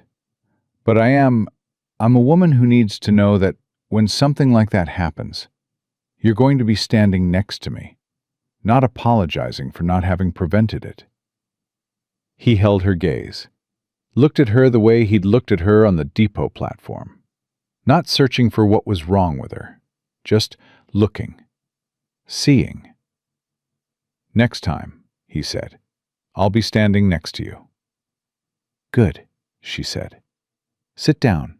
Food's getting cold." Rose appeared from the back room and launched immediately into a detailed account of Ford's arrival, the quality of his horse, the position of his hands on the reins, and what it indicated about his character. And Lucy, climbing into her chair, said, "Duke growled at the bad man, Mama. Did you hear him?" And Clara came in from outside with quiet eyes and a looser set to her shoulders than she'd had all week. And Sam followed her through the door and took his place at the table without hesitating. And Will sat at the head of a table that had been set for 5 and looked down at it for just a moment before he picked up his fork. Eleanor sat down. Outside, the Texas dark was coming on fast, the way it always did out here. No gradual dimming, just the light deciding all at once that it was done. The lantern on the table held its own against it. 5 people, 1 old dog by the door, the sound of forks and voices, and a 9-year-old explaining mule psychology to a 17-year-old who was listening like it was the most reasonable conversation he'd ever had. What Eleanor did not see, because she had no reason to look north toward the ridge, was the piece of paper nailed to the fence post at the eastern boundary of Broken Spur Ranch. Official county seal at the top, Chester Ford's signature at the bottom, and a date 6 weeks out, 2 weeks earlier than the court date Will had been given. Sam would find it in the morning, and the 8 weeks they'd had would become 6. Sam found it before sunrise. Eleanor heard him come through the door at a run. Not panicked. Sam didn't panic, but fast in the way that meant something had happened that couldn't wait. And she was already up, already dressed, because she'd been lying in the dark since 4 a.m., listening to the ranch breathe and thinking about Chester Ford's smile on the ridge. Will was up too. He came out of his room the same moment Eleanor came out of hers, and they met in the kitchen doorway. And Sam was standing at the table with a piece of paper in his hand, and a look on his face that was older than 17 had any right to be. "Found it on the east fence post," Sam said. "County seal. Ford's signature." He set it on the table. "Date's moved up. 6 weeks, not 8. Will picked it up, read it without expression, set it back down. The kitchen was quiet except for the fire Eleanor had already built up, which was crackling with a cheerfulness that felt wrong for the moment. "Can he do that?" Eleanor asked.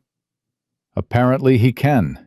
Will's voice was flat and precise, the voice he used when he was holding something very carefully. "Judge Haskell can move the docket if he decides there's cause. Ford's probably told him there's cause." "What cause?" "Any cause he felt like inventing." Will looked at the paper. "I've got 6 weeks to prove continuous lawful occupation and productive use of the Eastern 40. Which I can prove. I have records. I have the original deed. I have 15 years of work on that land." His jaw tightened. "What I don't have is a lawyer, Because the only lawyer in Millerton is Robert Calhoun, and Robert Calhoun and Chester Ford have been hunting together for 12 years. Eleanor poured coffee and set a cup in front of him and one in front of Sam, and kept one for herself and sat down. "There's a lawyer in Hargrove." Both men looked at her. "Thomas Birch," she said. "He handled land disputes for 3 families I knew in St. Louis who had property in Texas. He's honest, and he wins." She wrapped her hands around her cup. "He'll cost money." "How much money?"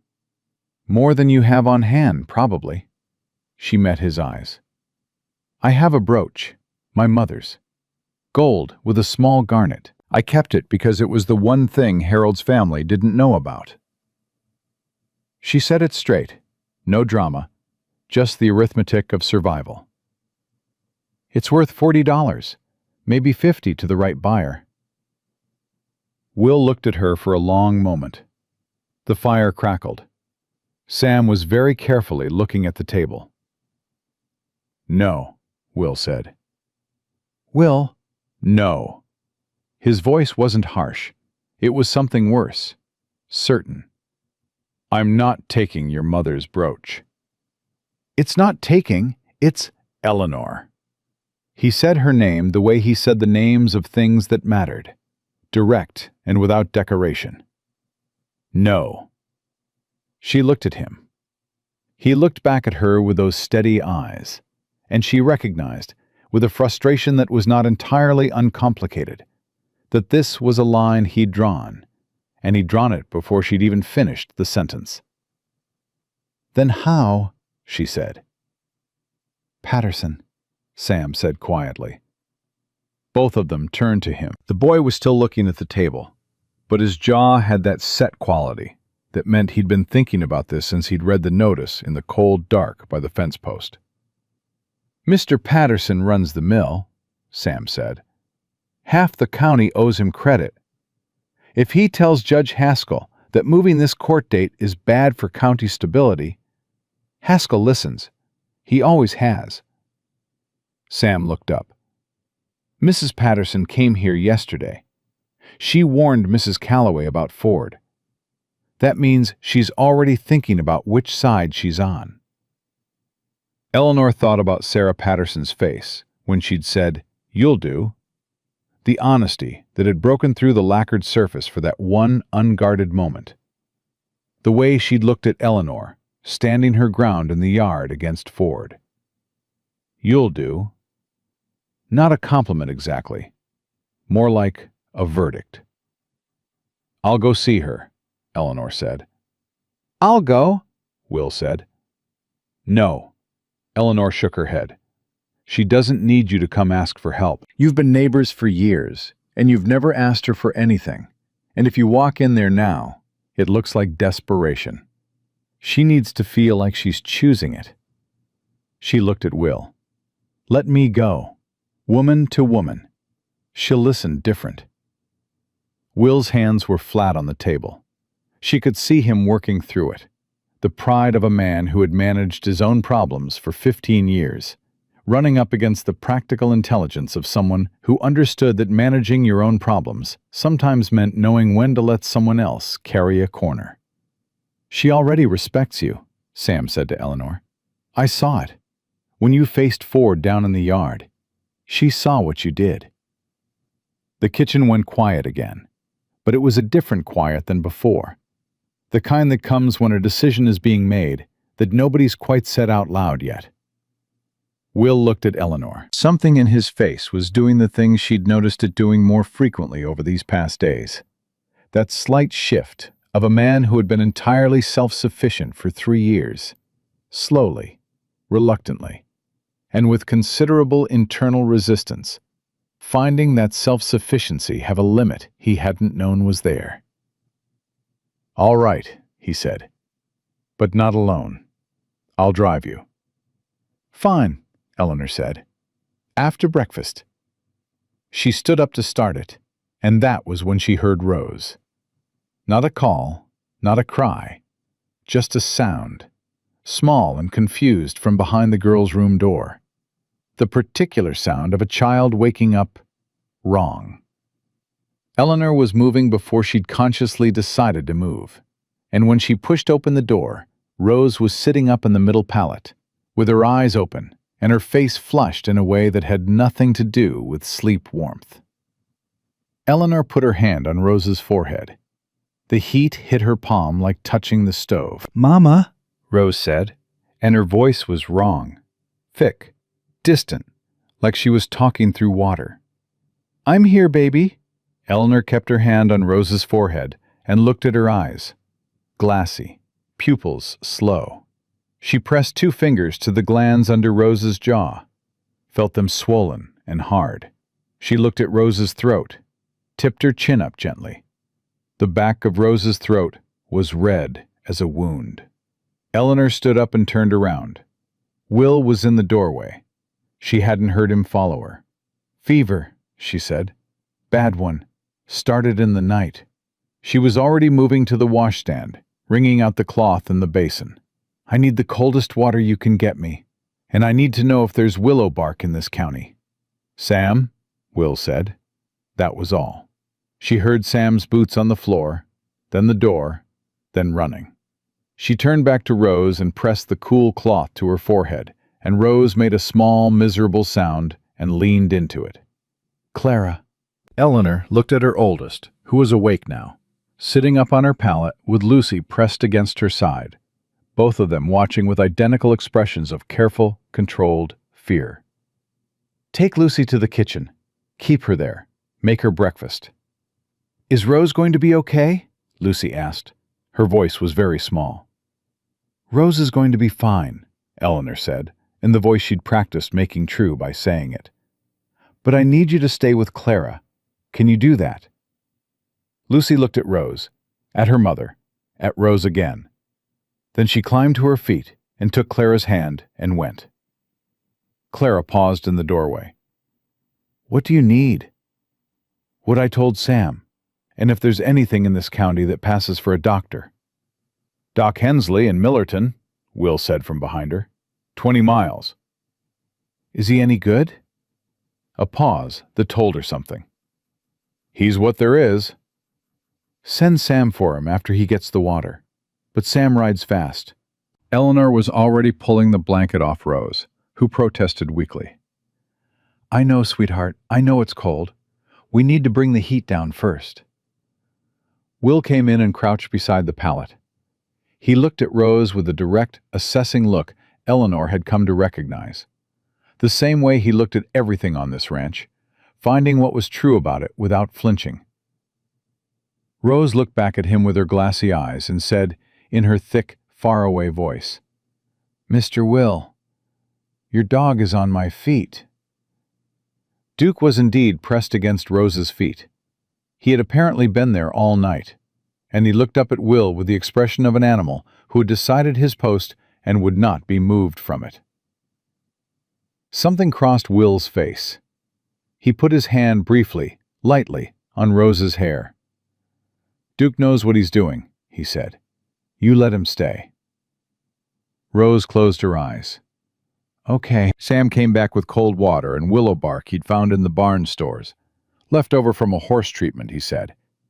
But Eleanor looked at it and said it would do. She made a tea she'd watched her mother make 100 times in Missouri farmhouses, measured by memory and instinct, and got enough of it into Rose to matter. Then she sat on the floor beside the pallet, and she didn't move. Will came and went. She was aware of him the way you're aware of something that holds steady while everything else moves. A fence post, a fixed point. He brought water when she needed it, without being asked.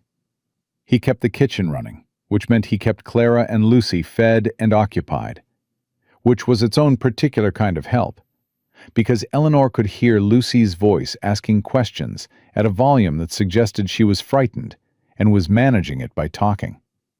And she could hear Will's voice answering, low and patient, every single time. By mid-morning, the fever had come up further before it started to come down, the way fevers do, getting worse before the body decides to fight. Eleanor sat on the floor and wrung out cloths and replaced them, and talked to Rose in the low, steady voice she used when she needed her children to believe something she wasn't entirely sure of herself. "Tell me something," Rose said at one point, her voice a little clearer than it had been. "Tell me about the farm, Grandpa's farm." Eleanor kept wringing the cloth. "What do you want to know?" "What it smelled like." Eleanor thought about it. Like mud and hay, and the particular smell of mules when they've been working. And my grandmother's bread, which she made every morning, and which was the best bread I have ever eaten in my life, and which I have been trying to replicate for 20 years without success. "What was wrong with it? Your bread?" "Nothing, apparently. But hers was better, and I don't know why, and it has been a source of personal frustration for 2 decades. Rose almost smiled. "Keep going." So Eleanor kept going. The farm, the creek that ran behind it, the particular quality of Missouri summer evenings, her grandfather's mules and their opinions about everything. And she talked until Rose's eyes stopped fighting to stay open and closed on their own. And the fever, when Eleanor checked again, had broken just enough to mean they were on the right side of it now. She sat back against the wall and let out a breath that had been in her chest since she touched Rose's forehead at dawn. The door opened. Will. He looked at Rose sleeping, looked at Eleanor on the floor against the wall, with dark circles under her eyes and a cloth still in her hands. He came in and sat down on the floor beside her, his back against the wall, his long legs stretched out in front of him, close enough that his arm was against hers. He didn't say anything. Didn't offer comfort in words, which she was grateful for, because she didn't have anything left to receive words with. He just sat there, solid and present, and Duke lifted his head from Rose's feet and looked at them both and put his head back down. After a while, Eleanor said, "She's through the worst of it." "I can see that." "Doc Hensley may not be necessary." "Sam's already gone. He'll come anyway. Let him." Eleanor looked at her daughter sleeping. She was so scared. She didn't show it, but I could see it. She gets so scared and she never lets anyone see it because she thinks... She stopped. "Because she thinks you need her to be brave," Will said. Eleanor turned to look at him. He was looking at Rose, not at Eleanor, and his profile was doing that thing again, that unguarded quality that appeared sometimes when he didn't know he was being watched, when the careful nothing of his face opened up just enough to show what was underneath, which was, Eleanor had come to understand, not nothing at all, not emptiness, the opposite of emptiness, pressed down under pressure for so long it had nearly convinced everyone, including possibly himself, that it wasn't there. "My son was like that," he said, very quietly, like saying it too loud would break something. "James. He was 6. He would fall down and skin his knees and get up and say he was fine before you'd even seen him fall." He paused. "He was always fine. Until he wasn't." Eleanor didn't move, didn't speak. She understood somehow that this was not a thing he said, that he had not said this to anyone, that it was coming out now because this room and this sleeping child and this particular exhausted morning had opened something that was generally kept closed, and the right response was simply to let it be open. "I'm sorry," she said. 2 words. She meant them entirely. He nodded once. They sat in silence that was not empty. Then Clara appeared in the doorway, and her eyes went first to Rose, checking, always checking, and then to the 2 adults sitting on the floor against the wall, and something moved across her 14-year-old face that was too complicated and too knowing to be entirely comfortable. "Lucy wants to know if she can feed Duke," Clara said.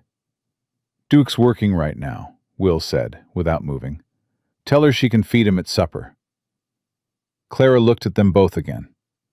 "Okay," she said carefully, and withdrew. They heard her in the kitchen telling Lucy that Duke was busy and that she could feed him later, and Lucy's immediate and detailed counter-argument. And Will made the quiet sound that was not quite a laugh, but was in the same family as one. And Eleanor felt something loosen in her chest that had been held tight since the morning. "The Patterson visit," Will said, after a while. "Tomorrow," Eleanor said. "Rose will be well enough by tomorrow that I can leave for a few hours." "I'll go with you." "I said, I know what you said." He looked at her. "I'm not going in. I'll wait outside. You go in alone." A pause. "But I'm not sending you down that road by yourself with Ford running loose and a court date that just moved up by 2 weeks." Eleanor considered arguing, decided against it, not because she couldn't, but because she understood the difference between a man trying to control a situation and a man trying to keep something safe. Harold had done the first thing, consistently, and called it the second. Will did the second thing and called it nothing at all, just stated it as plain fact. "Fine," she said. By afternoon, Rose was sitting up and drinking broth and asking Sam, who had not in fact reached Doc Hensley before the doctor had already been on his way for a different call and had agreed to stop at Broken Spur, what the roan was doing without her supervision. Sam reported the roan was fine, and Rose said she didn't see how that was possible, given that nobody had talked to him today. And Sam, with the solemnity of someone taking a professional concern seriously, said he would go talk to the horse and report back. Doc Hensley arrived at 4, examined Rose with the efficiency of a man who'd seen everything and been surprised by nothing in 30 years of rural practice, confirmed Eleanor's assessment, prescribed rest and continued willow bark tea, looked at Eleanor and said, "You trained?" "My mother was a midwife." "Good training." He packed his bag. "She'll be right in 3 days. Keep the fever down tonight." He left without fanfare, and Eleanor went back to the kitchen, where Will had made coffee, and Clara had made cornbread without being asked, and Lucy was sitting on the floor with Duke's head in her lap, both of them looking at the door to Rose's room with identical expressions of anxious vigil. "She's going to be fine," Eleanor told Lucy. "I know," Lucy said. "Duke and I are just making sure." Eleanor sat down at the table. Will set coffee in front of her. Their hands were close on the table, and neither of them moved them apart. Clara sat down across from them, looked at their hands, looked at her mother's face, and said nothing. But she picked up her cornbread and ate it with an expression that was several degrees less guarded than it had been this morning. And in Clara, Eleanor knew, that was the same as a declaration. "Mrs. Patterson tomorrow," Eleanor said. Will nodded. "Patterson tomorrow. And if she agrees to speak to Haskell?" "Then we have 6 weeks to build a case that holds." He turned his cup in his hands. "And if she doesn't?" Eleanor picked up her coffee, looked at him over the rim. "She will." He looked at her with those steady eyes, and Eleanor looked back at him, and what passed between them in that kitchen in the late afternoon light, with a sick child sleeping in the next room, and an old dog on the floor, and a land dispute ticking like a clock, was not a romantic thing. Not yet. Not quite. It was something older than romance, and harder and more permanent. The look of 2 people who have decided, without ceremony, that they are on the same side. Clara watched this from across the table. Later, when she was helping Eleanor settle Rose for the night, Clara said very quietly, so only Eleanor could hear, "He's not keeping score, Mama." Eleanor smoothed Rose's blanket. "I know. And he carried Lucy to bed that first night. Did you see his face?" "Clara, I'm just saying." Clara stood up, looked at her mother in the candlelight. "I'm not saying I trust him yet. I'm saying I'm not trusting him." She paused at the door. "That's more than I was giving him 3 days ago." Eleanor stayed beside Rose's pallet after Clara left, listened to the house settle around her. Will's door closed quiet. Sam's lamp went out in the barn. Duke breathed slow and even at the foot of the bed. Outside, the northern wind was picking up, carrying the smell of rain that was still 3 days away, but was already deciding where it was going to go. And on the eastern fence line of Broken Spur Ranch, Chester Ford's notice flapped against its post in the dark. 6 weeks. Eleanor had made something from nothing before. She had built a life in St. Louis with a man who turned out to be made of less than she'd thought, and she had kept it standing long after it should have fallen. She had stood on a depot platform in September heat with 3 daughters and $3, and she had not broken. She looked at Rose, sleeping. She thought about Will's hand, briefly, lightly, on Rose's hair. Duke knows what he's doing. Let him stay. 6 weeks was enough. It had to be. Rose was on her feet by the second morning, which surprised nobody who knew her. She came out of the bedroom with her hair still loose and her color still off, and sat down at the table and announced that she needed to check on the roan, because Sam had probably been talking to him wrong. And Sam, who was on his 3rd cup of coffee, said he had been talking to the horse just fine. And Rose said that was a matter of opinion. And Will looked at Eleanor over his cup with something in his eyes that was close enough to amusement that Eleanor had to look away before it became something she wasn't ready to name. They left for the Patterson place after breakfast. Will drove.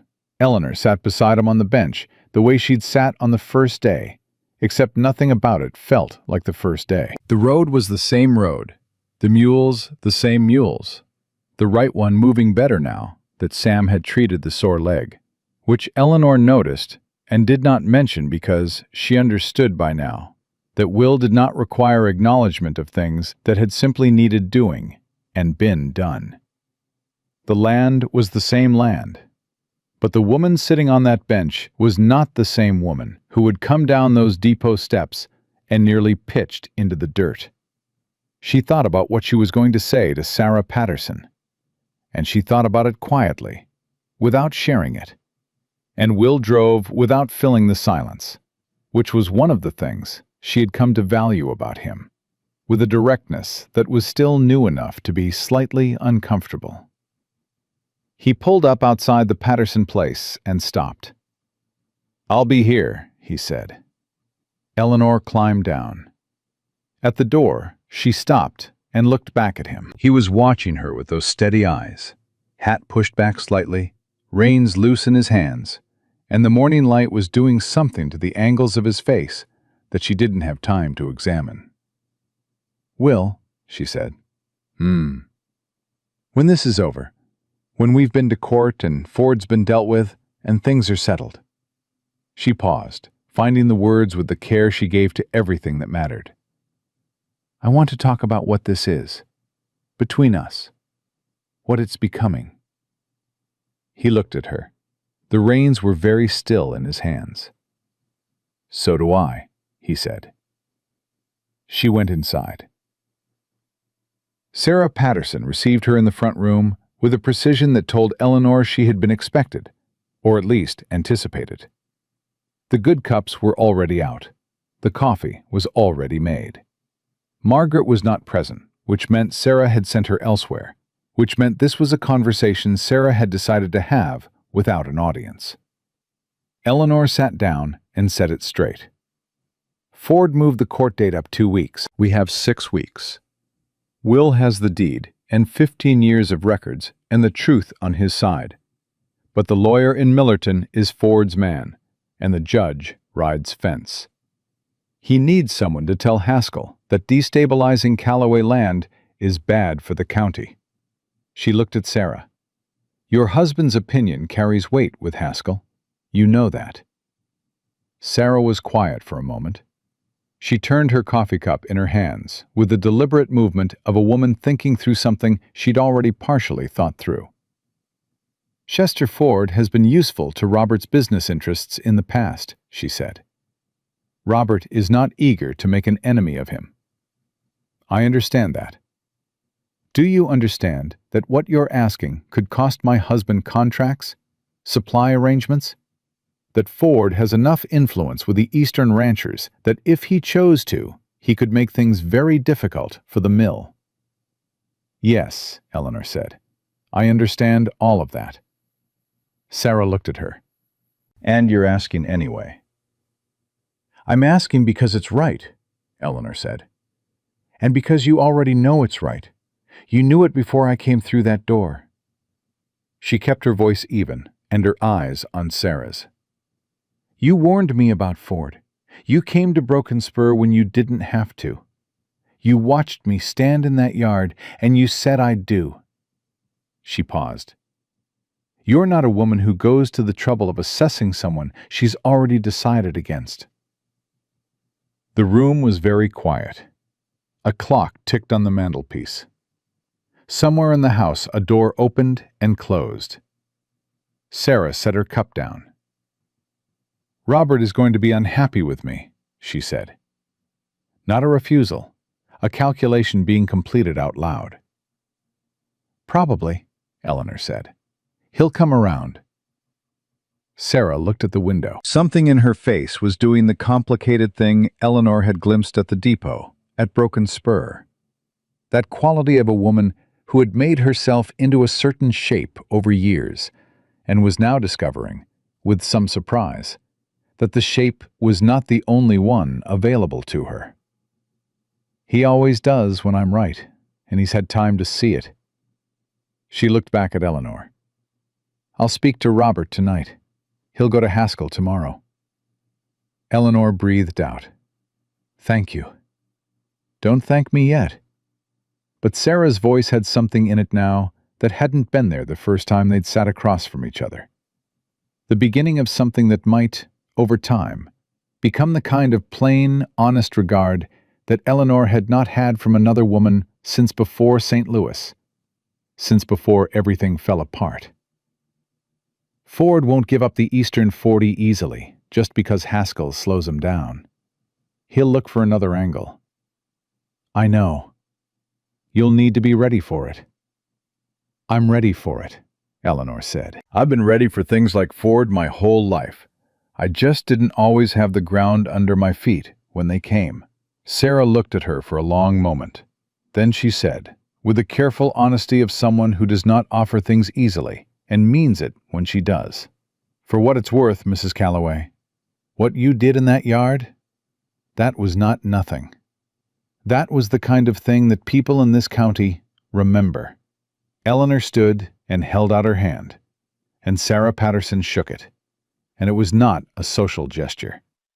It was the handshake of two women who had looked at each other without pretense and decided the other one was worth something. Margaret appeared in the hallway as Eleanor was leaving, materializing with the studied casualness of someone who had been waiting at a calculated distance. Is Clara, she started, then stopped, then tried again. Would Clara want to come to town next Thursday? There's a reading group at the church. Reverend Pike organizes it. Her ears had gone pink. It's mostly older women, but he said he'd like more young people, and I thought, I'll ask her, Eleanor said. Margaret's face did something quick and genuine. Thank you, Mrs. Calloway. Walking back to the wagon, Eleanor thought about Clara, who had said, I'm not trusting him, in the candlelight, and thought about how much ground that was, coming from her oldest daughter, and how much more there was still to cross, for all of them, and how crossing it was work she was no longer afraid of.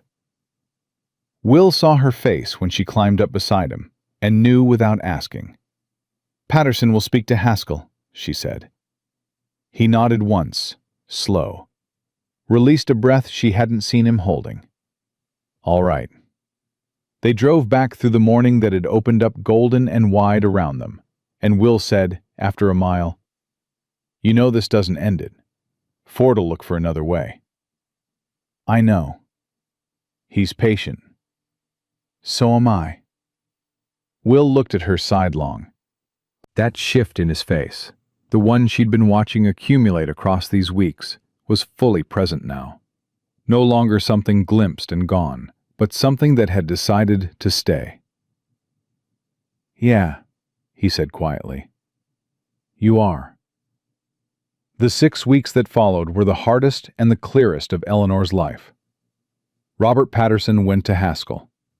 Haskell, faced with the combined opinion of the county's mill owner and the documented record of 15 years of lawful, productive use that Will's lawyer from Hargrove, Thomas Birch, who was exactly as honest and capable as Eleanor had said, and who Will had paid with money he'd quietly borrowed against next season's cattle, saying nothing to Eleanor until it was done, had assembled into something airtight and unassailable, told Ford that his surveyor's report was insufficient and that the original deed stood.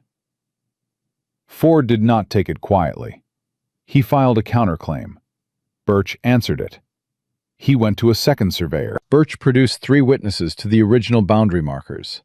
One of them, Sam's grandfather, a Comanche elder who had watched Will Calloway work that eastern 40 for 15 consecutive years, and said so in the county courthouse in a voice that did not leave room for argument.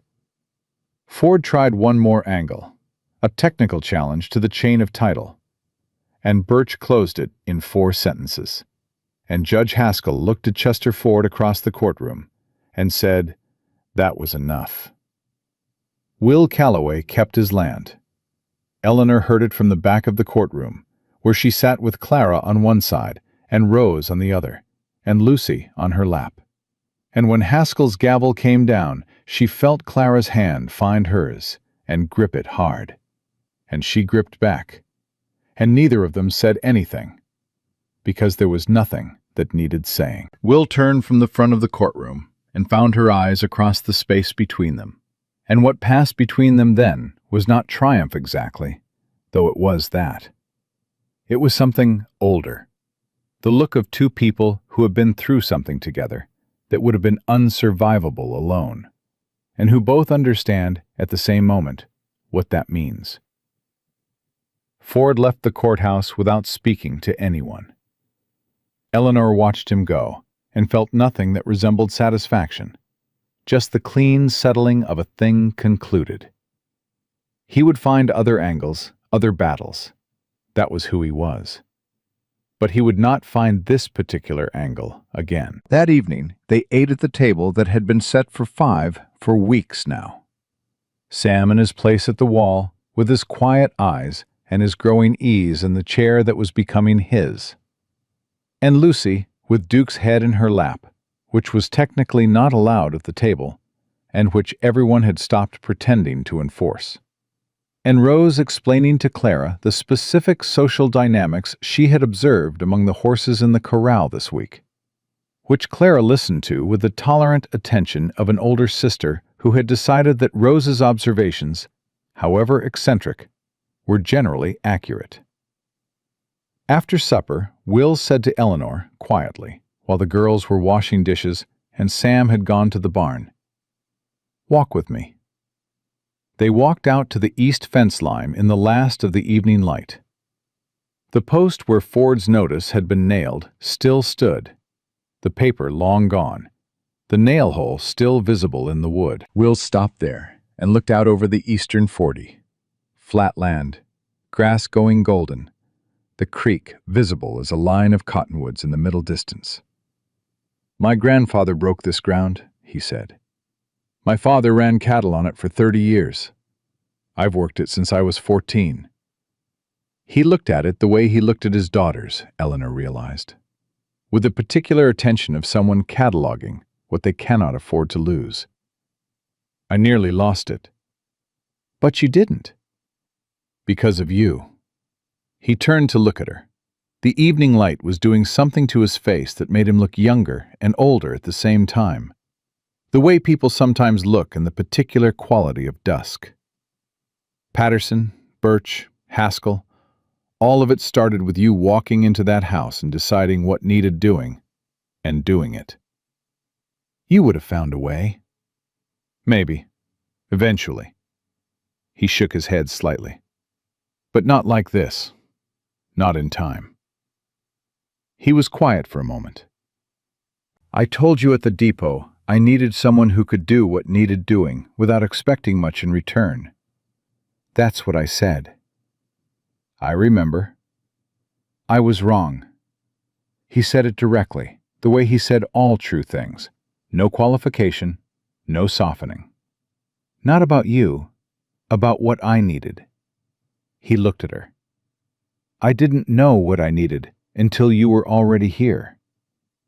Eleanor stood in the evening light at the east fence of Broken Spur Ranch and looked at this man who had filed a lock smooth so it wouldn't stick, who had made 3 pallets for 3 girls he hadn't met, who had carried a sleeping child to bed and let one look cross his face before he locked it back down, who had sat on a floor beside her in the dark and said a name he didn't say and trusted her with the weight of it. She thought about Harold, who had loved her in the way of a man who needed something to reflect his own image back to him, and how she had spent 11 years being that reflection, until she didn't know what she looked like on her own anymore. She thought about the boarding house in Millerton, and $3 in her boot, and a door closing soft and final on her mother's face. She thought about standing on a platform while the world laughed and deciding that standing was the only available option, and standing anyway. She thought about Clara saying, "He's not keeping score." "Will," she said. "Yeah?" "I came here because I had nothing left, and my girls needed a floor under their feet." She looked at him straight. "That's true. I won't dress it up into something else." "I know that." "But that's not why I'm still here. That's not why—" She stopped, found the right words, the true ones, the ones she'd been turning over for weeks, the way you turn over a stone to see what's underneath. "That's not why I told Ford this was my home. That's not why I sat on Rose's floor for 12 hours. That's not why I went to Sarah Patterson." She held his gaze. "I did those things because they needed doing, yes. But also because because you're—" She exhaled. "I'm not good at the soft way of saying things." "Neither am I," he said. "So don't." "I love you," Eleanor said. Not soft, not performed. Just true, plain as water, the way the real things always were when you finally stopped finding reasons not to say them. "I didn't expect to. I wasn't looking for it. But there it is." He looked at her for a long moment. The cottonwoods along the creek moved in the evening wind. Behind them, from the house, they could hear Lucy's voice rising in some elaborate dispute with Duke about the proper procedure for something, and Rose's patient mediation, and Clara's single flat sentence that apparently resolved it, because the voices went quiet. Will reached out and took her hand. Not a gesture of courtship, nothing theatrical about it. Just his hand around hers. The same hands that had worked this land for 30 years, and filed a lock smooth, and carried a sleeping child, and caught her elbow on a depot step so she wouldn't fall. "I'm not a man who has a lot of words for things like this," he said. "I know. But I think you know what I'd say if I did." "Yes," she said. "I do." They stood at the east fence line of Broken Spur Ranch in the last of the evening light, and it was not a perfect moment. The grass needed cutting, and the north section of fence still had 3 posts that needed replacing before winter. And tomorrow, Sam had to ride out to check the cattle, and there was a court record to file with Birch by the end of the week. And Lucy was probably feeding Duke something inadvisable in the kitchen right now. It was not a perfect moment. It was better than that. It was a true one. They walked back to the house together. Clara was on the porch with a book, because Clara was always on the porch with a book when she wanted to look like she wasn't paying attention to something she was absolutely paying attention to. She watched them come across the yard, looked at their joined hands with the careful assessing gaze she brought to everything, and something in her face completed a calculation that had been running for weeks. She looked at Will. "The north fence posts," she said. "Sam and I can do the near 3 tomorrow if you want to start on the creek section." Will stopped at the porch steps and looked up at her. Something in his face was very still. You know how to set fence posts? No, Clara said, but Sam said he'd show me. A pause. You're going to get blisters. I already have blisters, Clara said. Ranch life. She said it the way Eleanor had heard her practice saying things until they stopped hurting. But this one came out clean, without the practice sound under it. Just a fact about her life that she'd decided to own. Will looked at her for a long moment. The way he'd looked at her at the depot. The recognition, except deeper now, earned across weeks of watching each other from careful distances. Be out at first light, he said. I'll show you the proper way to test the soil depth before you dig. Clara looked at him. The book was closed in her lap and forgotten. Okay, she said. And then, the way she said the things that cost her something. Thank you. First light, he said again, and went inside. Clara looked at Eleanor. Eleanor looked at Clara. Rose appeared in the doorway behind her sister, with perfect timing and no apparent awareness of what she was interrupting, holding a cup of coffee that was much too large for her, and saying that she had made coffee for everyone. And had anyone seen where Duke had gone? Because he had been right there a minute ago. And she turned and went back inside, and Clara watched her go. He called this home, Clara said to Eleanor. When he talked to Sam tonight about the cattle, he said the home pasture, not my pasture, the home pasture. Eleanor looked at her oldest daughter in the last of the evening light. The girl who had held her sisters through everything, who had stood on that depot platform with her chin up and her fists clenched and her mother's eyes in a face that had learned too young what it cost to keep other people standing. Clara, she said. I know, Mama. Clara picked her book back up. A smile was doing something at the corner of her mouth, small and careful and new. I know. Eleanor went inside. The kitchen was warm and loud, with Lucy explaining to Sam the complete list of Duke's personality traits in order of importance. And Rose was pouring coffee with her tongue between her teeth in concentration. And Duke was lying in the exact center of the floor, where he was maximally inconvenient to everyone, and fully aware of it. And Will was at the table looking at the ranch records, with a pencil in his hand, and his reading glasses that he always took off when someone was watching. But he hadn't heard her come in yet, so she saw him with them on, frowning at a column of numbers, and something in her chest turned over like warm bread. She sat down across from him. He looked up, took the glasses off. She raised an eyebrow. He put them back on, looked at her, and looked back at the records without comment, which was its own kind of thing. North fence first, she said, then the creek section.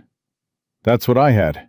And Birch needs the final filing by Friday. I'll ride in Thursday. We'll ride in Thursday, she said. Rose needs boots. Lucy has nearly grown out of hers. He looked up again, something warm and permanent in his face. We'll ride in Thursday, he agreed. Rose set a cup of coffee in front of Eleanor, with the ceremony of someone presenting something of great value. I made it strong, Rose said. That's how you like it. Thank you, baby. Duke likes it too, Lucy announced. I gave him a little bit. Lucy, Eleanor said. He did like it, Lucy said firmly. He lapped it up. Sam saw. Sam, across the table, had developed a sudden, intense interest in the grain ledger.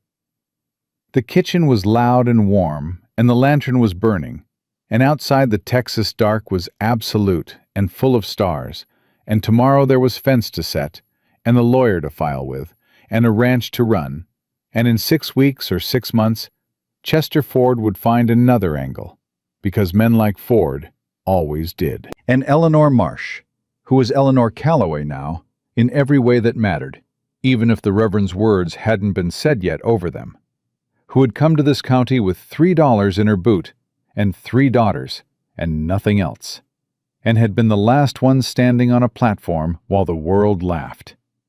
Looked around that table at her children, and the boy who had become part of them, and the man who had walked through a crowd and seen her standing and known something nobody else had bothered to see.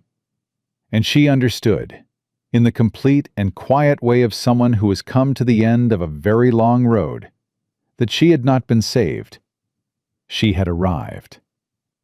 This was not the life that had been taken from her. It was not what she'd planned, not what she'd imagined, not what she'd been promised by anyone or anything.